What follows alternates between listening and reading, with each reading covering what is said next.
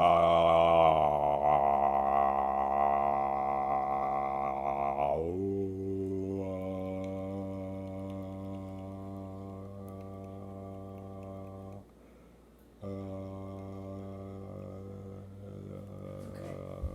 guys, and welcome to episode, I don't know, of James and Will talk about street photography and other things that they pretend to know things about when they really don't know anything at all. Today we're going to talk about starting a street photography project. I think it's a very interesting topic. It's exciting times when you're starting your first street photography project or your 8 millionth street photography project. Yeah, and maybe you started one and then it all fell apart. And it just, you started one and then you started with the process, you took 3 pictures, and then you were like, I can't, maintain this. This isn't going to work. This is too hard. I might get punched, Yeah. And then you bailed out of it. We're going to help you guys carry through your street photography project. Start it, but also carry it out and make beautiful photos of the world and enlighten people. Which is the hard part. That's the hard part. Yeah. So I think a street photography project is an incredible way to get yourself out of a rut if you're in one, but it's also an incredible way to create beautiful work that really, really matters and not just kind of takes photos of things like you can get into a place as a photographer where you're doing the routine and you're taking photos that you just don't feel like have impact to them, don't have this sense of meaning behind them. And I think that a street photography project is an excellent way to go about creating that. And I think the heart of a street photography project is actually planning out this small body of creative brilliance. And I think when you put planning together with the serendipity of art and the beauty of artistic expression, you come out with something on the other side that is hugely powerful. And sometimes you just don't get these photos that you can get when you plan, when you actually take time to lay out this idea of what you want to create and think it through all the way around.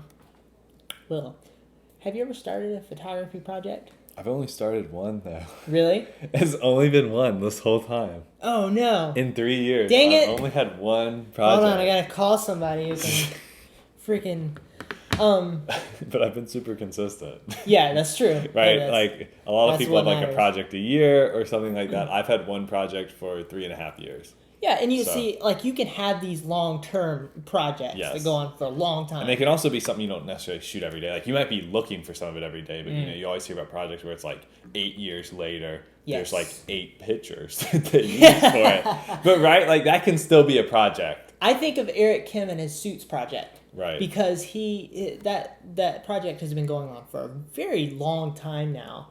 And he's still, it's just an ongoing. I figured he'd stop. I figured he'd be like... The end is not in sight, clearly. I'm going to release this lovely body of moving work about people who, are business people who are going about their lives. I thought that there was going to be a big thing, but he just keeps taking more photos. Sorry, I'm scratching my foot. My foot itches. Cooper saliva. That's why his foot itches. Yep. Cooper saliva. I'm allergic to dog saliva. It's one of my many weaknesses.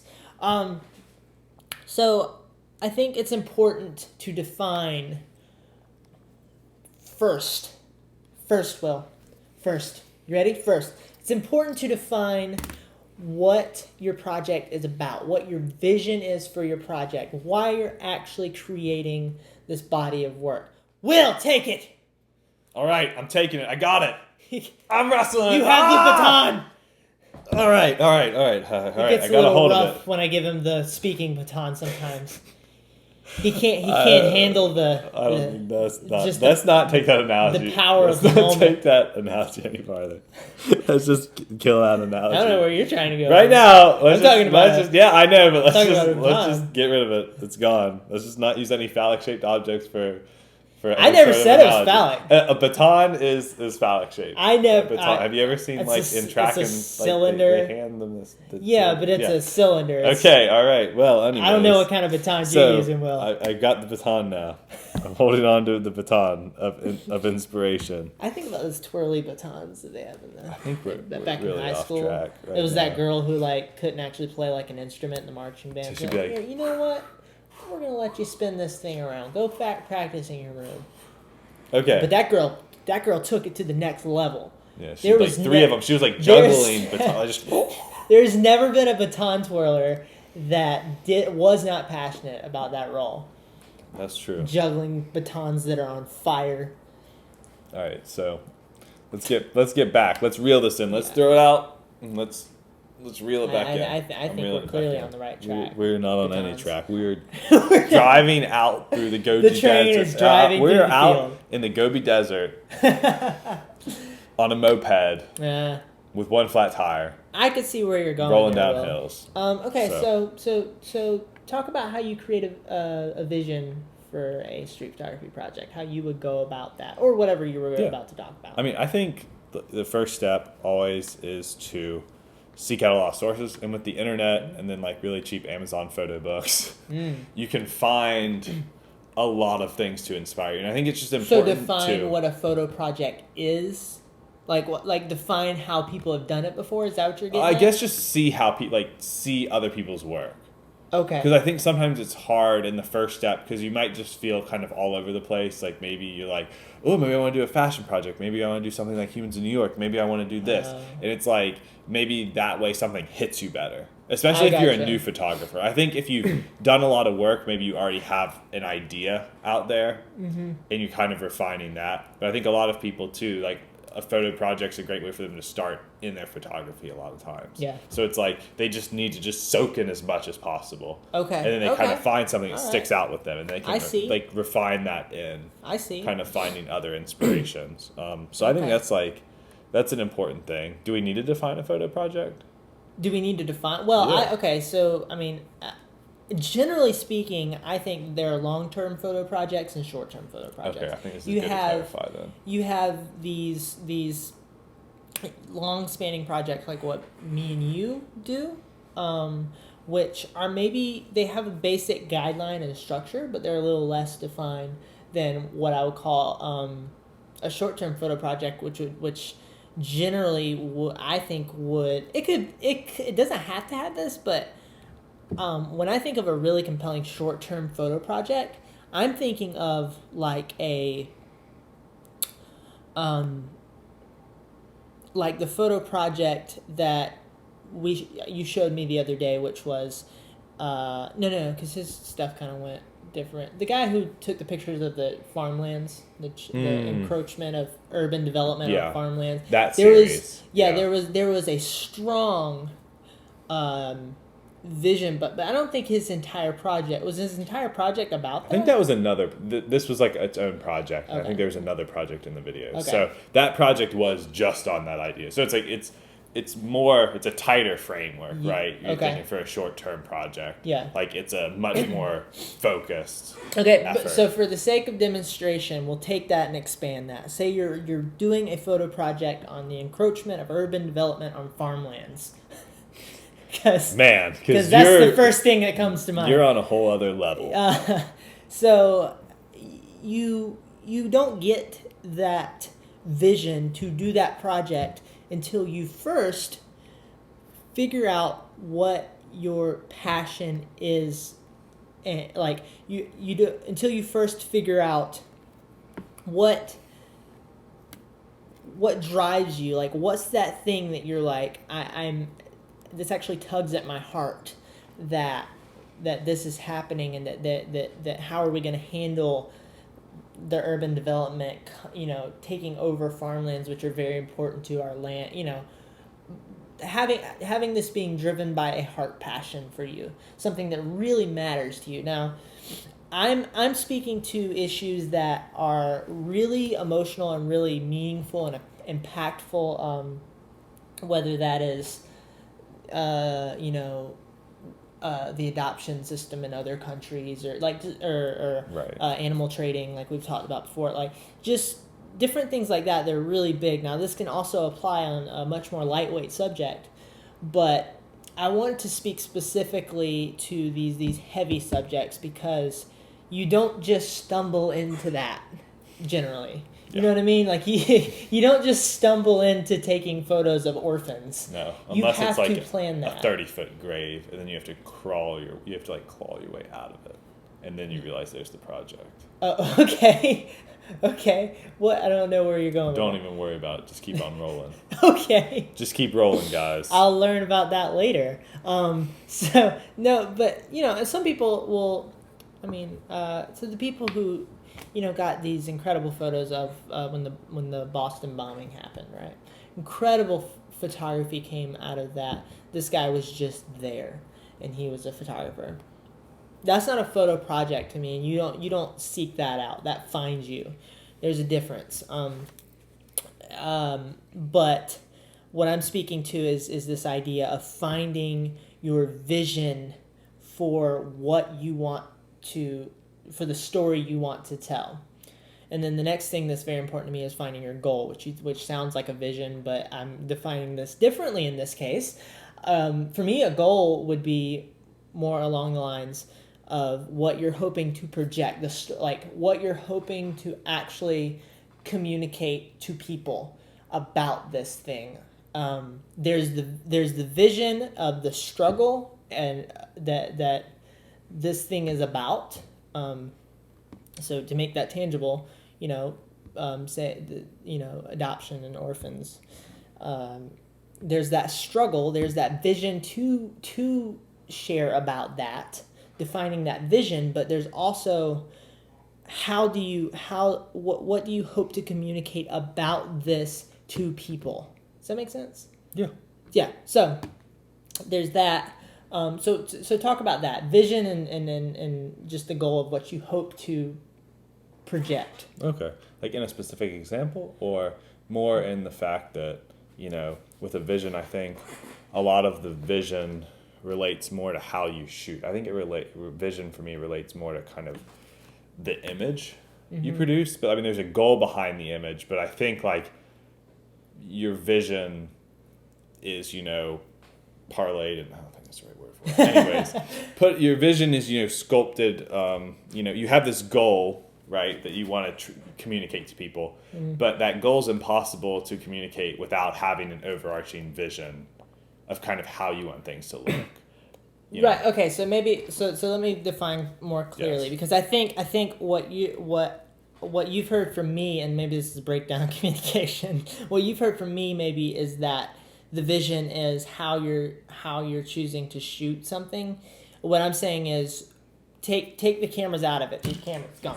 Camera's gone right now. Okay. No camera. What matters? Okay. You know what I mean? Yeah, I can see that. Yeah. So, and then you I think bring the that's an camera easier in, thing. and then you realize how you're going to communicate that to the world. Does that make more sense? Yeah. Yes, I agree. Okay. Yeah. Okay. So, how would you go about finding that vision in your own work? Let's say, like I know you have things in your head that you have thought about doing. I know you have that amazing clown project that you want to take over, Clowns of New York. So, just tell me about that. Yeah, I mean, I think there's always, for me, my vision usually deals with this idea of the outsider, and like a separation of things. So I think everything I do and everything I'm drawn to from a vision standpoint is like the idea of not fitting, or something that's not supposed to be in an environment. Not necessarily like in a conflicting with that environment necessarily, or always having to be like a physical clash, but just not fitting into that norm. And even if it means taking normal subjects and removing them from a normal environment, like my vision's always about this idea of allowing people to feel what it feels like to maybe be an other. Okay. Not just part of a main group. Okay. I think that's where I derive a lot of my vision from, is this kind of idea of translating that. And then I guess the goal comes in, right? And then you bring in the camera, and then you have various projects that work around that. But anything that I've come up with or that I want to do in the future revolves around this idea of the other and understanding the other. Mm-hmm. So what would be your goal in projecting, in projecting that vision, right? Right. Storytelling around that vision. Right. How would you go about that in a structural way? I mean, like, I think once you get into the goal area of projecting your vision, then things get a lot more technical, right? It's like, now we've kind of cleared everything up. It's like when you bring the camera in and when you bring in how you're going to translate that thing, I think it's super important to, have a clear idea, not be like, hey, I kind of want to include clowns, but maybe I also want to include parakeets, but I also want to include, you really need to find that clear idea before you launch into anything. Clear definition. Right. And then to stick to that. Yeah, unless, maybe you start a project and then that you kill that project and then you see where it really should have went. And that's fine too. But, it's like having a clear idea from the start, finding inspiration, and that's where, photo books and the internet is perfect. Finding someone that's doing something. It can be the look they create. It could, you could be looking at landscape photography and say, wow, I'd like to use those tones. I want my photos to have those kind of tones. You can say, this is going to help me create a meaning and a story for people, this kind of elements, know.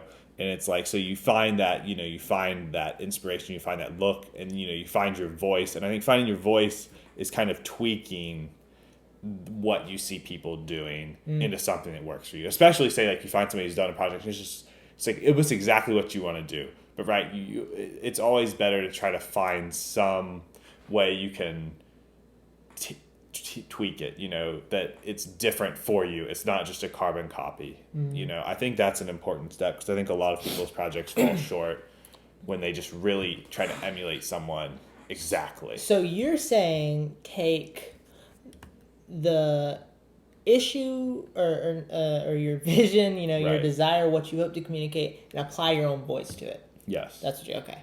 Gotcha. Okay, I'm going to go switch the camera. We're coming up on 20 minutes. Yep. But I another thing that I think people struggle with in creating a photo project is actually freaking doing it. You know what I mean? Like you can come up with the idea, but the idea is nothing if you don't execute on that idea. So how do you think you create a way for people, for yourself, to actually execute the idea and carry it out and end up creating this body of work that really matters because you're going to run into obstacles where you're like, oh crap, I got to travel to Japan, right. Like, and you have to have something that drives you to do that in a consistency, in a structure that drives you to carry out this project. So how do you think you do that? Go. Yeah. Well, I think the first thing it really relates with is more, right, if you really find your vision, I think that handles the passion section of the conversation. I think, and James has abandoned me, but I think it kind of handles the passion element for people. I think it helps you, like, if you find a topic that's really near and dear to you in your vision, you'll make time to get out and shoot it. Now, it's also important to have an element of, structure there where it's like, okay, well, you have the passion, but you still have to be like, okay, I have X amount of time a week in general that I can allot. Is that enough to carry out this kind of project? Do I have a certain time frame I want to do it in? It's really kind of nailing down some of those ideas while still being flexible as the process goes, because everything changes for everyone, Sorry, I'm back. All right, James is back. I had an issue where the battery died. I charged it, but I didn't look at it before we started. Sorry. I'm professional. Let me close this door. Nice. Okay, So you were talking about something. Yes, vision, photography leads related. Passion. Yes. Vision. Okay. Yes. Right. So the vision helps lead your passion, which helps keep you shooting for a project. I've learned that psychologically, as humans, we operate best when we have a goal to strive towards. Right? So, and it's like you hear all the time, and you're like, oh yeah, nice advice, but our brains are actually wired to work that way. when you want food, you're going to, there's an apple tree in the distance. Yeah, because this is a common occurrence every day, finding apple trees that's the only eating way from I them. eat. That's how I eat every day. Yeah. I don't buy Just food. go out and I look just for an look apple for tree. apple trees. Organic life. Yeah. So you see the apple tree, and you keep your eye on that apple tree, and you strive towards that goal, as opposed to being like, well, I need some food, and I should find some food, so I'm gonna just kind of wander around, look for some food, and you get to this place where you start focusing on your environment and your situation and in how hard it's going to be to do this. When you keep your eyes focused on that goal, that freaking apple tree with golden apples, then your brain is wired to go after that. So that's why the vision is so important to start with.